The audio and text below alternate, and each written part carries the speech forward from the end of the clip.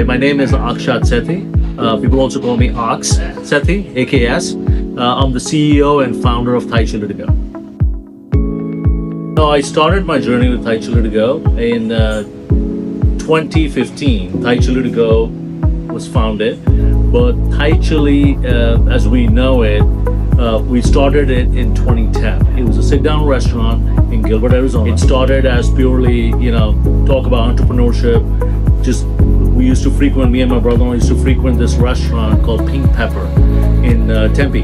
And they were around for a long time. We loved their food. And it's just like we used to go there so much. The owner said, why don't you open your own restaurant? And I said jokingly, you find me a chef like yours. And be careful what you ask for or, not. A few weeks later, we were blessed to have, one of our family members who came from Thailand. And she became a corporate chef. So we started sit-down restaurant Thai Chili, had a great following. It was a sit-down menu of 90 plus items on the menu. We used to serve beer and wine. But then in 2014, I went to Chipotle for the first time, and I was like blown away by the simplicity. And I was like, we need to do something for this in our segment, which is Thai. Nobody was looking at Thai, QSR, and we just wanted the food to be more approachable, accessible, and transport. The first location was opened in Queen Creek Marketplace, which is Southeast Valley, and that was in 2015. Flash forward 2025, we just opened our 18th kitchen. I call it kitchen, and it's a restaurant. So in Marana, right by Tucson. I'm into several businesses, and Thai Chili to Go is definitely one of my main focus. I spend about 90% of my time awake on this, and of course sleeping as well. So there was no like, I still do what I do on the side, back then, and there was no I cannot pinpoint that it was the transfer over to Thai Chili to Go. For me, more it's like I've been assigned to this project, right? In my mind, it's another project at that point, and I just have to serve it. And for me, it's basically like marketing is everything, but also you need to have a product to market. And I strongly believe, like Thai Chili to Go gave us that product to market. When we open Thai Chili to Go, our goal is we don't look at a sit-down mom-pop Thai restaurant as a competition. We want to support them as well, right? So for us, it's not a competition, it's an advertisement, because they're also educating the customers on the cuisine. So yes, we overcame a lot of going from a sit-down restaurant, entering into the QSR world was definitely one of the most wildest transition we did as a company, because every single thing in a sit-down restaurant is staged. It's phased out. Like phase one, when you enter the restaurant, somebody greets you, a host sits you down, gets you beverages, take the order beverages, then the appetizers, then the entree. So it's all staged. But when it comes to QSR, the name suggested quick service.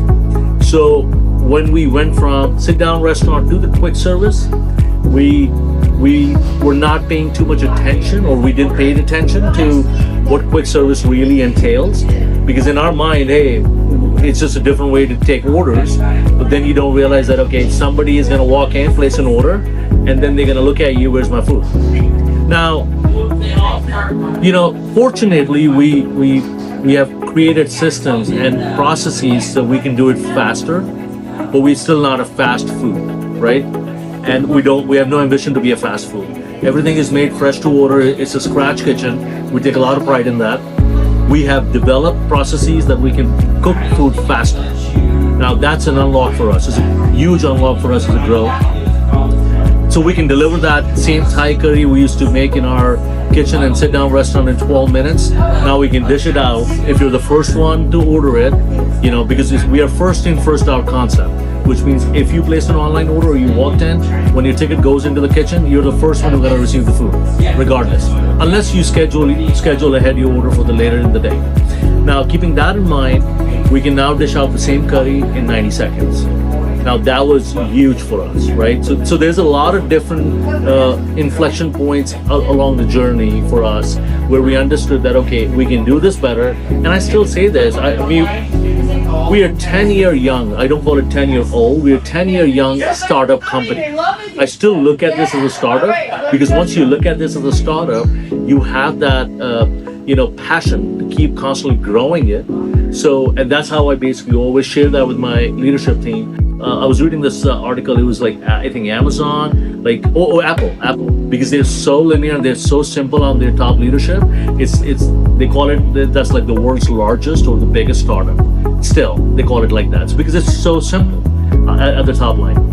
Key decision making is very simple. We are a very simple company to operate. There's operations. There's, of course, we have operations head, we have training head. Everybody have their departments to handle. So there's no confusion. We're building this brand for community one at a time. It's all about service to the community for us, because this is a real kitchen, real food. No gimmick, no microwaves, no heat lamps. We cook the order fresh. So every single time when I open a restaurant, when we open a restaurant as a company, it constantly kept giving us that proof that there is a void in this. There's a huge gap which we need to fill, and that is basically bringing the outstanding cuisine of Thailand to pretty much every single zip code in America. That's a goal, right? Because there is the following is huge. People love the palate is opening up. People want to try new experimental new food groups, new cuisines, and Thai cuisine is not new to us.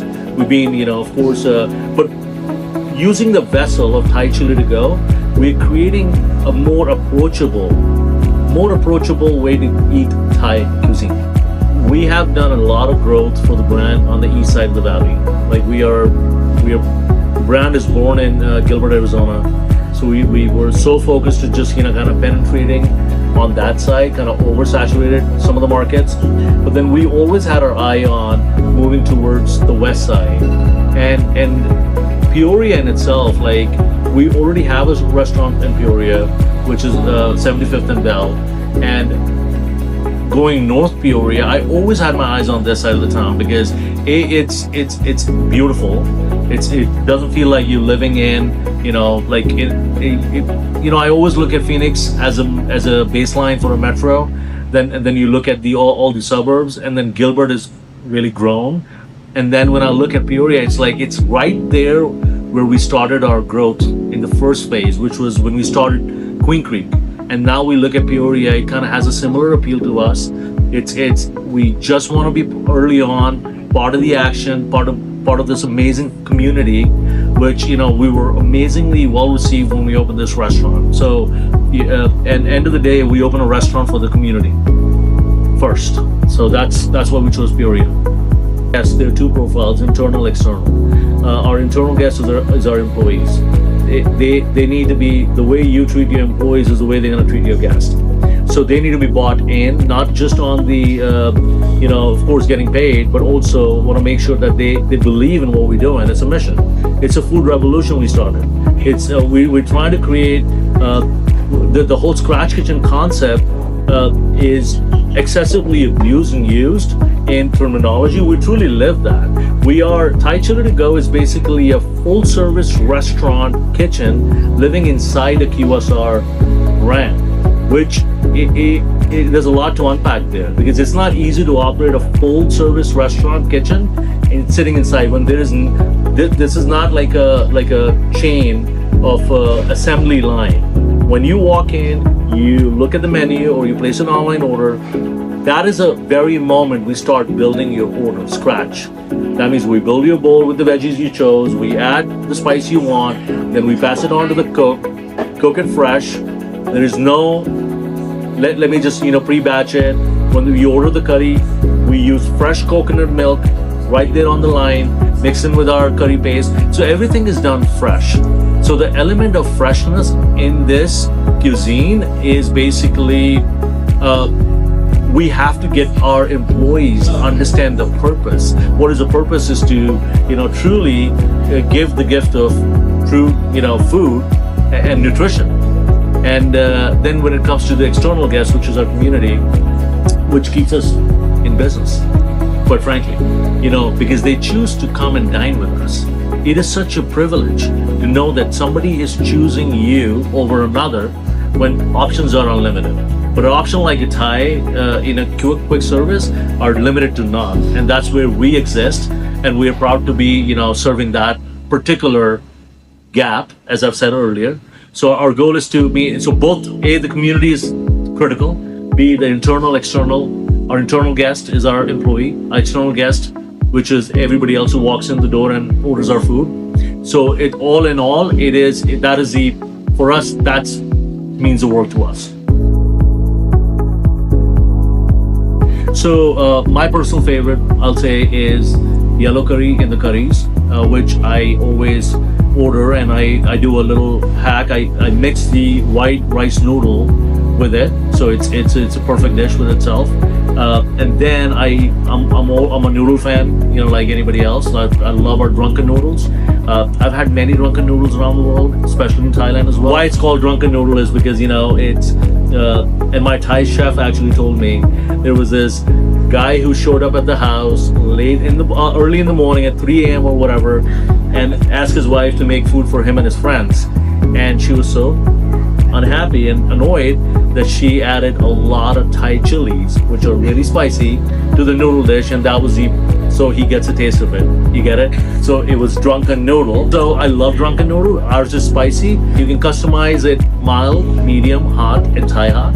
So if you don't want to, I used to do Thai hot, not anymore. Like I'm talking 10 years ago. I'm now more like a medium, maybe hot sometimes.